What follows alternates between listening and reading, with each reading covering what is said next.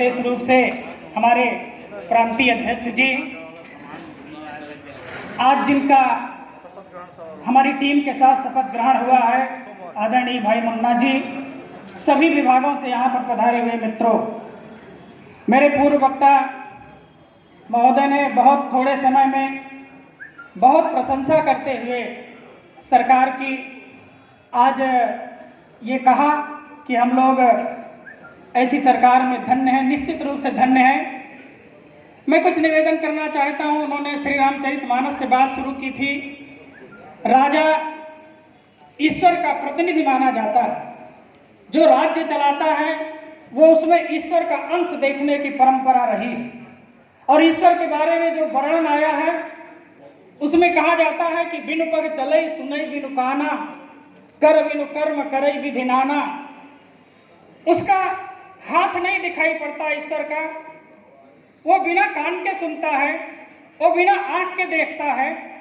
और जब उसका शोध होगा आप पाएंगे कि वो जब लाखों लाख आवास दिया जाता है, जब लाखों लाख कर्मचारी उसके लिए काम करते हैं, तो ये जो आपके सदन के सामने कर्मचारी बैठे हैं, यही उस राजा के हाथ हैं, यही उनकी आंख है, यही उनके कान है, यही उनकी इंद्रियां हैं।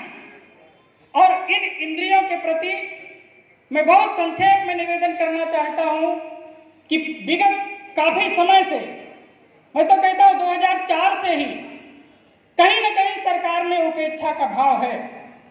हमारे एक बहुत लंबा समय बीत गया है, जब से आप देखिए तो कर्मचारियों की सुविधाओं में कटौती के अलावा 1 रुपए की बढ़ोतरी नहीं हुई। हमारा नकदीकरण चला गया, हमारी पुरानी पेंशन चली गई।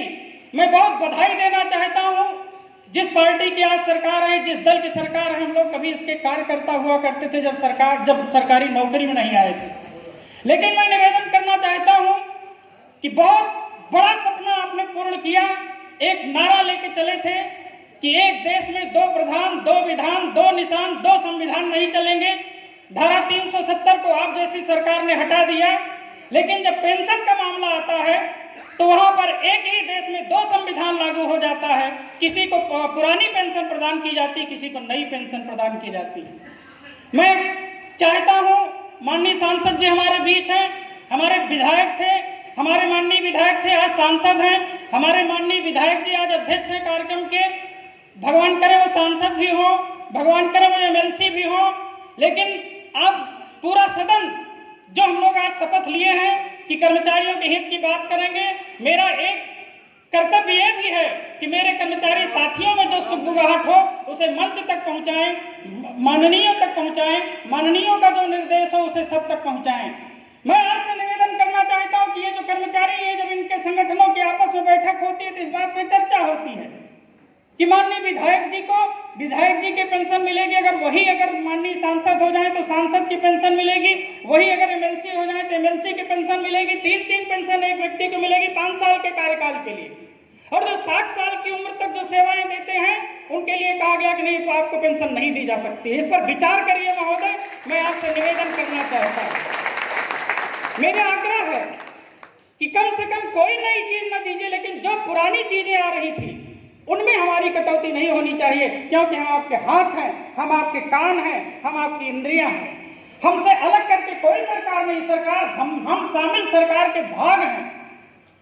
और हम आपसे निवेदन करना चाहते हैं कि ये जो संयुक्त परिषद जिसका आपने शपथ ग्रहण कराया है, एकमात्र इसके पास एक इतना, अभी ये आए होते सारे लोग तो भर जाता, रोका गया है कि बस हाल में जितने लोग आए उतने ही आए। एक हमारा कोविड-19 का भी एक पालन करने की प्रतिबद्धता थी। हम आपसे निवेदन करना चाहते हैं कि हमारे संघ के लिए एक भवन आरक्षित था जो जर्जर हो गया। आज हमसे कहा जा रहा है इस भवन को खाली करिए, आपका नहीं है। आप साहब इस समय सत्ता में हैं, आपसे निवेदन है कि हमारे लिए जो दिन रात आपका काम करता है, जो दिन रात जिसकी वजह से माननीय प्रधानमंत्री जी के माध्यम से प्रधानमंत्री आवास में, स्वच्छ भारत मिशन में देश में पहले नंबर पर उत्तर प्रदेश आता है, तो इन्हीं कर्मचारियों की मेहनत की वजह से आता है। तो इनके लिए एक कक्ष, इनके लिए एक भवन हमको इस जनपद में मैं मांग करता हूं सबकी तरफ से कि होना चाहिए। और एक मैं और निवेदन करना चाहता हूं कि बहुत ध्यान से ये कर्मचारी बजट को आज अब की बार देख रहा था। विधायक निधि बहाल हो गई, डीए बेहाल हो गया।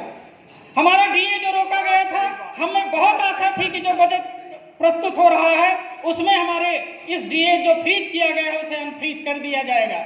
हम कहते हैं 1 रुपया ज्यादा न दीजिए, लेकिन जो नियम संगत व्यवस्थाएं बनी है उसमें जब कोविड का काल आया था तो कोई सबसे बाद में आगे आया होगा, लेकिन कर्मचारियों ने सबसे पहले कहा कि 1 दिन का वेतन, 1 सप्ताह का वेतन मैं देने को तैयार हूं, और उन कर्मचारियों को ही सबसे पहले कटौती की गई है जो आज तक बहाल नहीं की गई। हम ही तो हैं, यही आंगनबाड़ी, यही नर्स, यही कर्मचारी, यही सफाई कर्मचारी, यही ग्राम पंचायत अधिकारी, ग्राम विकास अधिकारी, जिन्होंने कोरोना काल में वहां खड़े होकर के गांव में, अस्पतालों में लोगों की सेवाएं की हैं, अपना जीवन भी दांव पर लगा के इनकी रक्षाएं की हैं। तो इनके लिए जो भी किया जा सकता है मैं उसके लिए मांग करता हूं। एक बात आपसे कहना है, एक कैशलेस चिकित्सा के लिए राज्य कर्मचारियों के लिए अधिनियम बना था, व्यवस्थाएं हुई थी, कैशलेस कर्मचारी का कार्ड बना था, मेरी जेब में रखा हुआ है।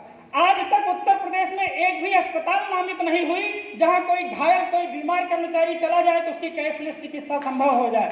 मैं निवेदन करता हूं कि ये आपका अभिनंदन है, आपको मालाएं पहनाई जाएंगी आपको, लेकिन मैं अपनी पीड़ाएं भी इस मंच के साथ रखना चाहता हूं। मैं और चाहूंगा कि अगर ये इन पर आपकी कृपा हो जाए कि हमारी पुरानी पेंशन है, हमारा जो अर्जित अवकाश का नगदीकरण मिलता था, हमारी जो कैशलेस चिकित्सा है, इन पर कृपा पूर्वक विचार किए जाने की जरूरत है। माननीय मंत्री जी हमारे बीच हैं। जिस दिन पहली बार हमारे विभाग के मंत्री होकर आपका आगमन हुआ था तो हमने प्रतापगढ़ की सीमा पर सब लोग जाके जब आपका अभिनंदन किए थे, वहां लालगंज के गेस्ट हाउस में आपसे एक निवेदन किए थे कि सरकार इस समय आप हमारे पूरा प्रदेश में आप कैबिनेट की शोभा है, राजनीति में शुचिता के कीर्ति स्तंभ हैं, और बड़ी विडंबना यह है कि आपके जनपद के 17 विकास खंडों में 2 विकास खंड ऐसे हैं जिसमें आपके विभाग के सबसे न्यूनतम कर्मचारी ग्राम विकास अधिकारी का पद ही सृजित नहीं है, और उसमें आपका बाबा बेलखरनाथ धाम भी है जहां से आपने राजनीति की शुरुआत करी थी। और जब आपके विभाग का न्यूनतम कर्मचारी जो तृणमूल का कार्य, बिल्कुल ग्रास रूट का कार्य करता है, उसका पद जब वहां कोई पोस्ट हो जाता है तो वो प्रयास करता है कि उसका वेतन किसी और विकास खंड से निकलता है। आज आप कैबिनेट मंत्री हैं, मैं हमारी शुभकामनाएं हैं। आपके वाम हस्त की कनिष्ठिका का अगर संकेत हो जाए तो ये कल पद सृजित हो सकता है। ये मैं आपको याद दिलाना चाहता हूं, क्योंकि समय आता है, समय चला जाता है। कल आप किसी और विभाग के और उच्चस्थ मंत्री हो जाएंगे, हमारा विभाग फिर वैसे का वैसे रह जाएगा। हमारे पीडीएस संघ के भी अतिथि साथ में आए हैं। मैं इन्हीं सब कर्मचारियों के निवेदन के साथ, मैं जानता हूं समय तेजी से भाग रहा है, आपका पुनः एक बार बहुत बहुत अभिनंदन करते हुए अपनी वाणी को विराम देता हूं। बहुत बहुत धन्यवाद।